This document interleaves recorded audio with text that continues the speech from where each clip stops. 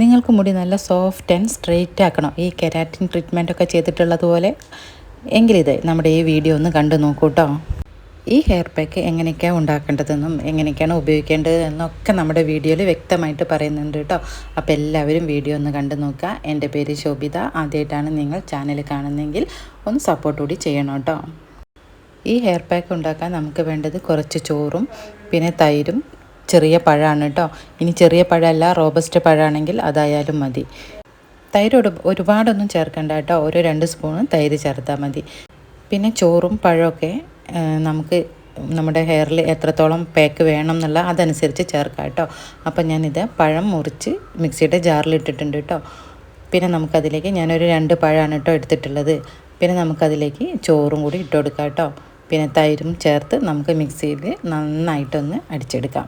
പിന്നെ വെള്ളം ചേർക്കാൻ നമ്മൾ കുറച്ച് കഞ്ഞിവെള്ളം ചേർത്തിട്ടാണ് കേട്ടോ ഇത് മിക്സിയിൽ അടിച്ചെടുക്കുന്നത്.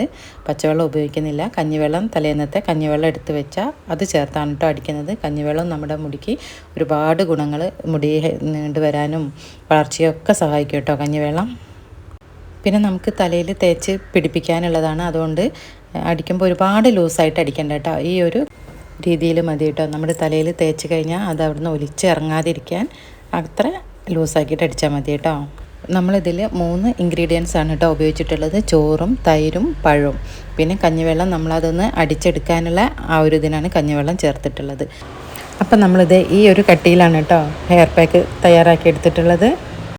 പിന്നെ നിങ്ങളുടെ കയ്യിൽ ഏത് പഴമാണോ ഉള്ളത് വെച്ചാൽ ആ പഴം എടുക്കുക കേട്ടോ. റോബസ്റ്റ് പഴമായാലും നേന്ത്രപ്പഴം ആയാലും ഒക്കെ നമ്മുടെ മുടി നല്ല സോഫ്റ്റ് ആക്കാനും സിൽക്കി ആക്കാനും ഒക്കെ പഴം ഒരുപാട് ഗുണം ചെയ്യും കേട്ടോ.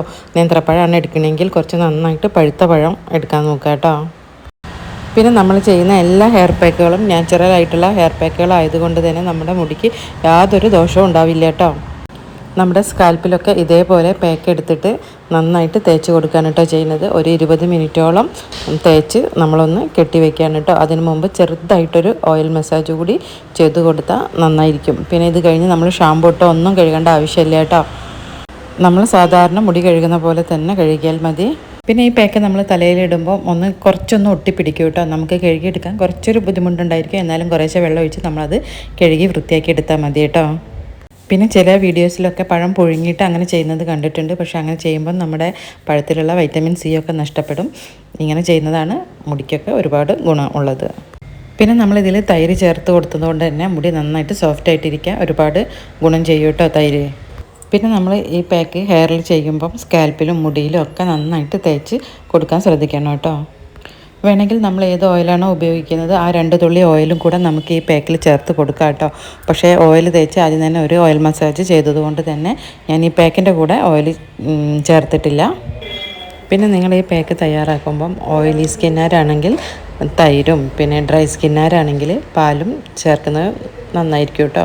ഇനി ഇങ്ങനെ ഉപയോഗിച്ചിട്ട് കുഴപ്പമൊന്നുമില്ല. ഒരുപാട് ഡ്രൈ സ്കിന്നുകാർക്കാണെങ്കിൽ പാല് ചേർക്കുന്നതാണ് കേട്ടോ കുറച്ചും കൂടി ഒരു ഗുണം ചെയ്യാം.